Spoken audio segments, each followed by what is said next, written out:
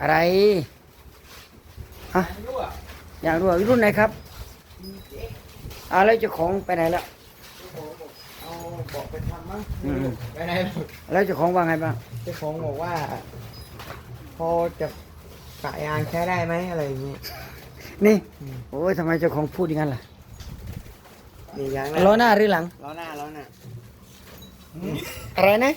พอจะปะยางใช้ได้ไหม ใช้ไปก่อนเลย เจ้าของว่าใช้ไปก่อนเราทำไงดีวะ 3 คี หึ ใช้3 คี เฮ้ยเจ้าของว่าอะไรนะ ปะใช้ก่อน ปะยังไงดีวะเนี่ยเอ้ยตายละ ไม่รู้จะเปลี่ยนหน้าหรือหลังก่อน เอาแล้วหลังเป็นไงล่ะ มาดูมาดู ระดับไหนก็ช่วยไม่ได้ ชาว PCX อ้าวแล้วยังไงเนาะ แต่หน้าอันตรายกว่า อ่ะแล้วเราก็เปลี่ยนไปเอาค่อยเอาราคาพิเศษให้เขาไป